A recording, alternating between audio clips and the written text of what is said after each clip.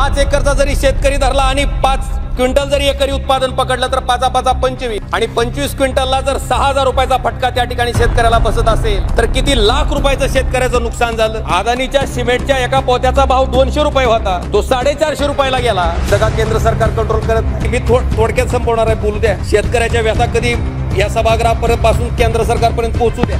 आज ठाकरे गटाचे खासदार ओमराजे निंबाळकर यांनी शेतकऱ्यांच्या मुद्द्यावरून केंद्र सरकारला चांगलं झुतलं।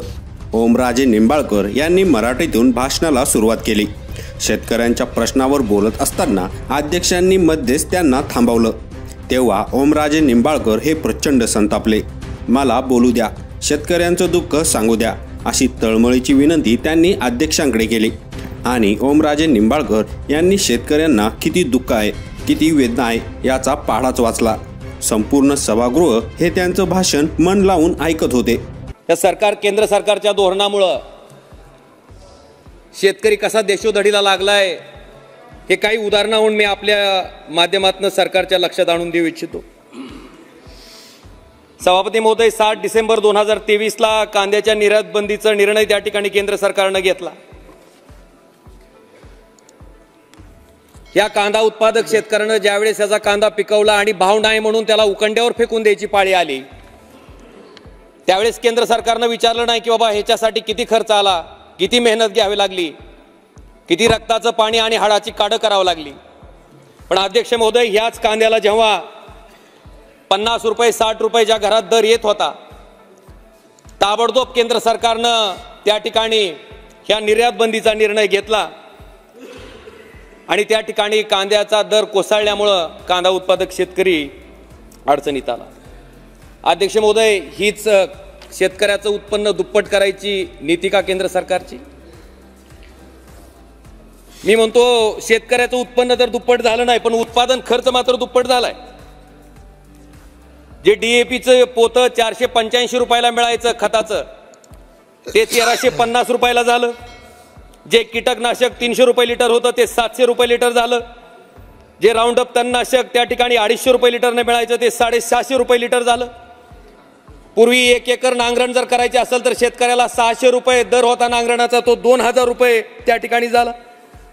म्हणजे अध्यक्ष महोदय, शेतकऱ्याचं पीक किंवा शेती करण्यासाठी लागणारा खर्च दुप्पट झाला, पण शेतकऱ्याचं उत्पन्न काही त्या ठिकाणी दुप्पट झालं नाही।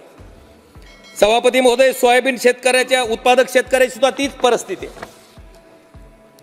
या सोयाबीनचा भाव 11000 रुपये क्विंटल होता। केंद्र सरकारनं पाम तेलावरचं आयात शुल्क कपात केलं।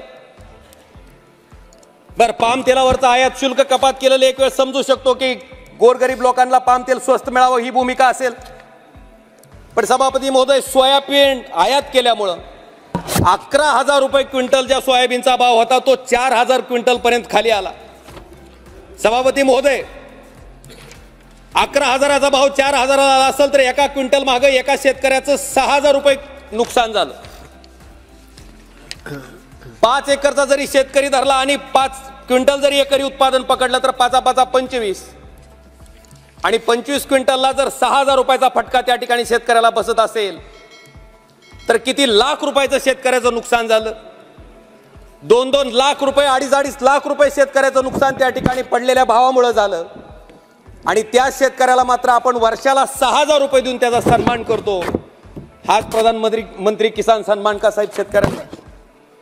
अध्यक्ष महोदय, आज दुधाच्या भावाच्या परिस्थिती सुद्धा तेच आहे।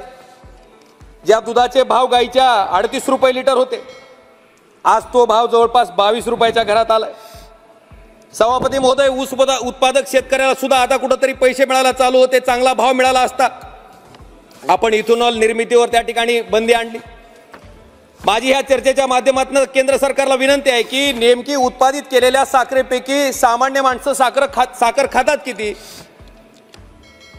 15% साखर फक्त सामान्य माणसाला खाण्यासाठी लागते। बाकीची 85% साखर ही कॅडबरी असेल, कोका कोला असेल, ज्या मोठ्या मल्टीनॅशनल कंपनीज आहेत त्यांच्यासाठी वापरली जाते। मला वाटते फक्त 15% साखर सामान्य माणसाला लागते। तुम्ही हवं तर 15% साखर कारखानदारांना सांगून तेवढी रेशन कार्डवर द्या फ्री, पण अध्यक्ष महोदय 85% व्यवसाय करणाऱ्या कॅडबरी, कोका कोला अशा कंपन्याला सवलतीच्या दरातली साखर का त्याचा दर कंट्रोल करताय? मला वाटतं ह्याच्या बाबतीत सुद्धा केंद्र सरकारनं कुठंतरी विचार करणं गरजेचं आहे. अध्यक्ष महोदय, शेतकऱ्याचं जगणं कुठंतरी केंद्र सरकारनं त्या ठिकाणी मान्य केलं पाहिजे. शेतकऱ्याने पिकवलेल्या वस्तूचा भाव वाढला की आपलं लक्ष त्या वस्तूवर जातं, त्याच्यावर नियंत्रण केलं जातंय. कांद्याचा त्या ठिकाणी निर्यात बंदीचा निर्णय घेतल्यामुळं द्राक्ष उत्पादक शेतकऱ्यांना त्या ठिकाणी बांगलादेशनं आपण जर बघितलं असेल तर आयात शुल्क त्या ठिकाणी लावलं. त्या द्राक्ष उत्पादक शेतकरी सुद्धा आज त्या ठिकाणी कमालीचा भाव पडल्यामुळे अडचणीत आलाय.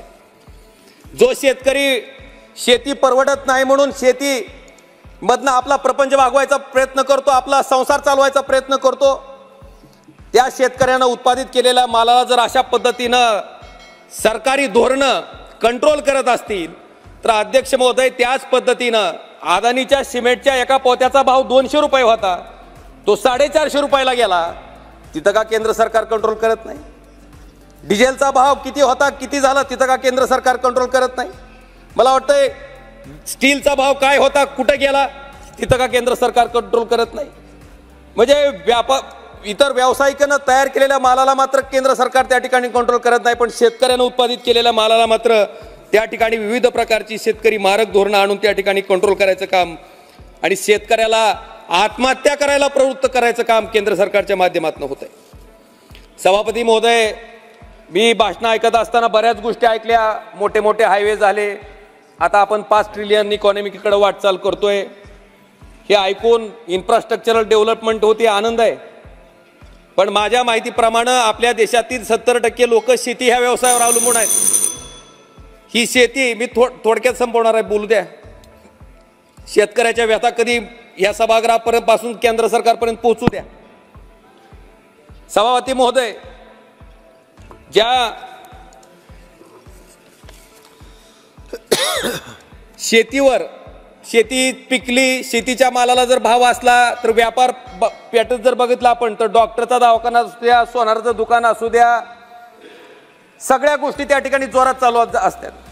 पण शेतकऱ्याच्या पिकवलेल्या वस्तूला जर भाव नसेल, दुष्काळ असेल तर सगळे व्यावसायिक त्या ठिकाणी माशा मारत बसलेले असतात. सभापती महोदय, आपल्या माध्यमातून केंद्र सरकारला मला एकच विनंती करायची आहे की हे इन्फ्रास्ट्रक्चर डेव्हलपमेंट आपण जसं करताय त्याच पद्धतीनं नदी जोड प्रकल्प सुद्धा केंद्र सरकारनं महत्वाकांक्षी प्रकल्प म्हणून हाती घेतली पाहिजे. आज आपण बिहारसारखं राज्य आहे, आसामसारखं राज्य आहे, ज्या राज्यामध्ये मोठ्या प्रमाणात महापूर येतंय, शेतीचं प्रचंड प्रमाणात नुकसान होत आहे, आणि दुसरीकडे राजस्थानसारखं राज्य आहे, महाराष्ट्रात सुद्धा काही भाग आहे जिथं दुष्काळी परिस्थितीमुळे शेती परवडत नाही म्हणून शेतकऱ्याला आत्महत्या करायची वेळ येते.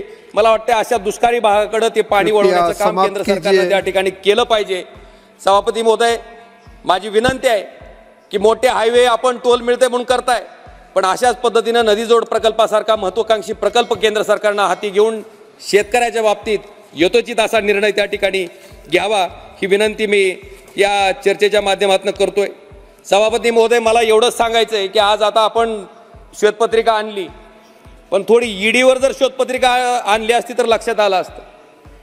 किमान काही नमुना म्हणून एखाद्या भाजपवाल्यावर, एकात्र भाजपवाल्यावर कारवाई करा की ईडीची, दाखवायला तरी निसती बाहेर जगाला, लोकाला की बाबा आमच्या सुद्धा लोकांचं चुकलं तर आम्ही त्यांना सोडत नाहीत.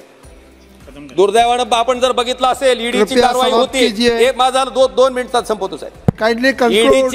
ईडीची कारवाई होते, जसा तो ग्रहस्थ तुम्हाला सहयोग करायला तयार होतो तसं त्या चौकशीचं पुढं काय होतं, किती लोकांना ईडीच्या नोटिसा गेल्या, आणि जसे ती लोक तुमच्या बरोबर राजकीय ह्याच्यात सहभागी झाली त्याच्यानंतर त्या ईडीच्या कारवाईचं काय झालं, मला वाटतं ह्याच्या बाबतीतली सुद्धा एक श्वेतपत्रिका या ठिकाणी सभागृहात ह्या गोष्टीवर सुद्धा चर्चा त्या ठिकाणी करणं गरजेचं आहे. यावर तुम्हाला काय वाटतं ते कमेंट करून नक्की सांगा, आणि व्हायरल मराठी चॅनलला सबस्क्राईब केले नसेल तर सबस्क्राईब करायला विसरू नका.